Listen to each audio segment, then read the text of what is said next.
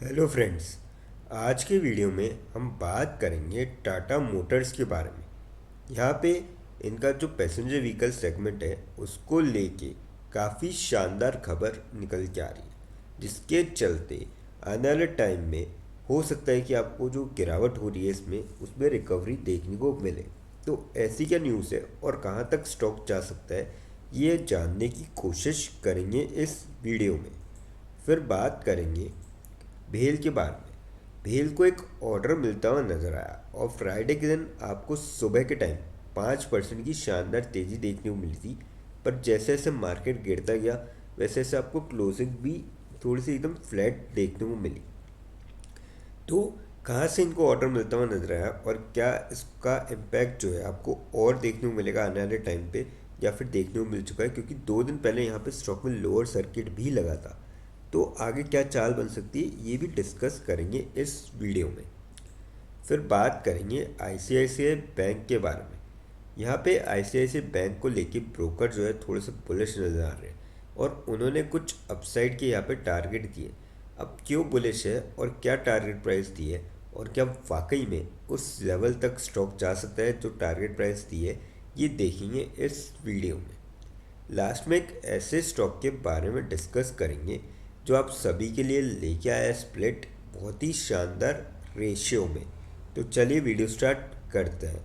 सबसे पहले बात करी जाए टाटा मोटर्स पैसेंजर व्हीकल्स की क्लोजिंग फ्राइडे के दिन 355.15 पे देखने को मिली। 4.3 रुपीज़ की गिरावट देखने को मिली और लगभग 1.25% तक स्टॉक यहाँ पे गिरता हुआ नजर आया फ्राइडे के दिन।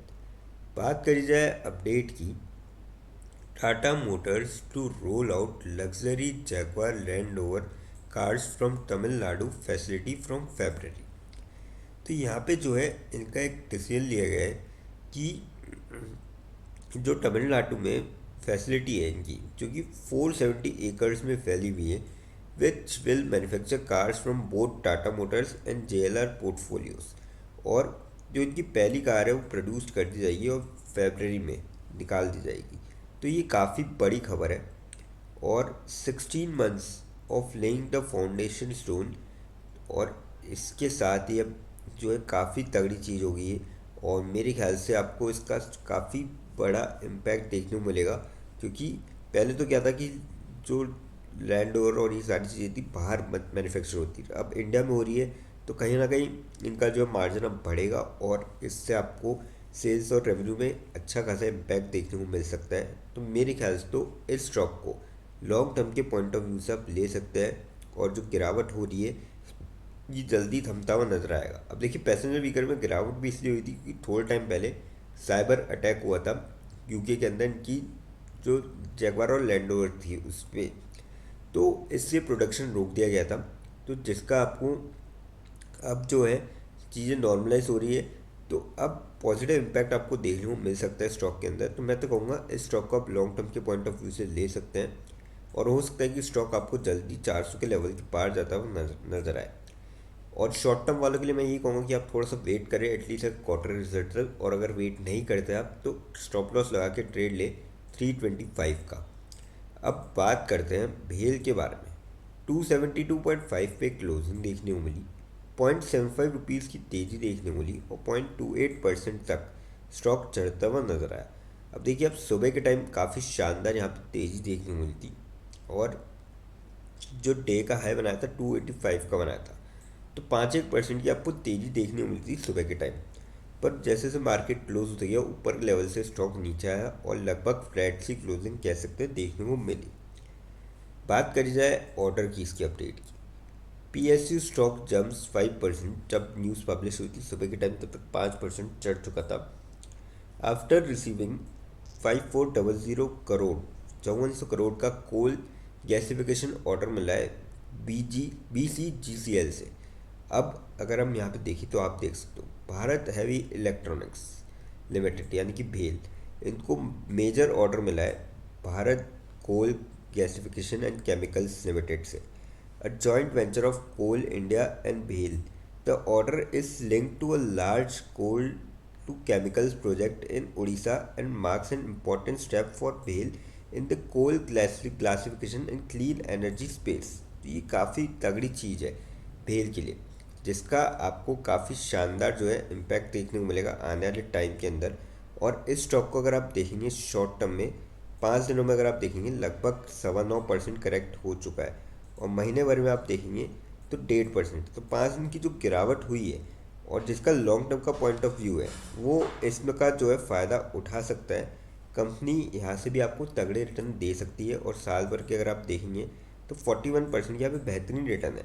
पर जो गिरावट हुई है अभी ऊपर के लेवल से उसका फ़ायदा उठा सकते हैं, यहाँ से भी तगड़े रिटर्न दे सकती है कंपनी।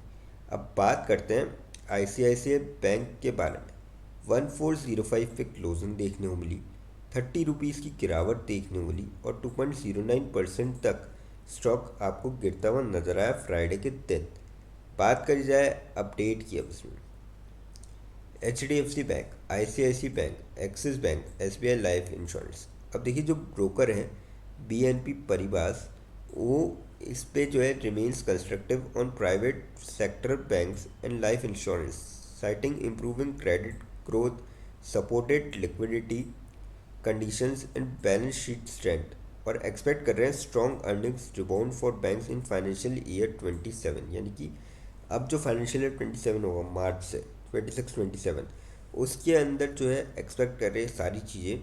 और continue momentum in insurance driven by ULIP demand and favourable yield dynamics. तो इसी के चलते जो है जो BNP परिवार से उन्होंने 1990 के टारगेट प्राइस सेट किए ICICI बैंक के लिए। और आप देख सकते हो अभी ICICI बैंक करीबन 1400 रुपये पे चल रहा है, यानी कि इन्होंने लगभग 600 रुपये की यहाँ पे तेज़ी बता दी है ऑलमोस्ट, क्योंकि 1990 का टारगेट प्राइस दिया और 1400 पे चल रहा है ऑलमोस्ट। तो अगर आप इसको परसेंटेज में कैलकुलेट करेंगे तो लगभग ये आपको 60%, 50% की तेज़ी यहाँ पे आप एक्सपेक्ट कर सकते हैं करंट प्राइस से, 45-50% की इनके हिसाब से। और देखिए जो टारगेट देते हैं साल भर के लिए देते हैं, तो ऑब्वियसली ज़्यादा लॉन्ग रन के लिए टारगेट है। तो अगर देखिए बैंक वैसे भी मेरे को काफ़ी ज़्यादा स्ट्रॉन्ग लग रहा है, क्योंकि जब बीच में गिरावट हुई थी तभी स्टेबल था। गिरावट में अगर स्टेबल था तो अगर ठीक ठाक चलेगा मार्केट तो ऊपर जा सकता है। लेकिन मैं ये कहूँगा कि शॉर्ट टर्म में जो भी ले वो स्टॉप लॉस लगा के ले, एटलीस्ट 1300 का वो स्टॉप लॉस प्लेस करके ले। देखिए मुझे नहीं लगता है इस लेवल तक जा सकते, पर अगर मार्केट में कुछ हलचल होती है तो ये चले भी जाए कोई बड़ी बात नहीं होगी। तो इसलिए आप सेफर प्ले करें शॉर्ट टर्म वाले, बाकी लॉन्ग टर्म वाले इस बैंक को ले सकते हैं। काफ़ी अच्छा बैंक है और पास में काफ़ी अच्छे रिटर्न में, और इन फ्यूचर भी अच्छे रिटर्न आप एक्सपेक्ट कर सकते हैं। अब बात करते हैं उस स्टॉक के बारे में जो आप सभी के लिए लेके आए split. Kotak Mahindra bank limited company का नाम है। 2127.9 पे क्लोजिंग देखने को मिली, 5.1 रुपीज़ की गिरावट देखने को मिली, और 0.24% तक स्टॉक गिरता हुआ नजर आया। 5 दिन में 2.74% की नेगेटिव रिटर्न, महीने भर में 2.4% की यहाँ पे नेगेटिव रिटर्न है। पर अगर आप देखेंगे लॉन्ग रन में 5 सालों में 88,562% की यहाँ पे ज़बरदस्त रिटर्न है, जिसके चलते बैंक ने यहाँ पे स्प्लिट का अनाउंस किया है। ओल्ड फेस वैल्यू 5 रुपये नई कर दी जाएगी 1 रुपये, यानी कि जिसके पास भी बैंक का एक शेयर होगा उसको 5 शेयर मिलते हुए नजर आएंगे, जिसके लिए बैंक ने एक्सप्लिट डेट सेट करी है 14 जनवरी 2026। तो जिसके भी डीमेट अकाउंट में यहाँ पे 14 जनवरी से पहले शेयर आएंगे वो सभी स्प्लिट के लिए एलिजिबल होंगे। अब देखिए फ्रेंड्स, जो बैंक के रिटर्न है वो काफ़ी ज़बरदस्त है, लेकिन यहाँ पे कोई भी इन्वेस्टमेंट करने से पहले फाइनेंशियल एडवाइज़र से कंसल्ट करें या फिर खुद की रिसर्च करें, क्योंकि ये वीडियो नॉलेज के पर्पज़ के लिए, इन्वेस्टमेंट पर्पज़ के लिए नहीं। दोस्तों अगर वीडियो अच्छी लगी हो तो चैनल को लाइक और सब्सक्राइब ज़रूर करें, ताकि आने वाले टाइम में आपको और भी ऐसे अपडेट्स मिलते रहे। थैंक यू दोस्तों।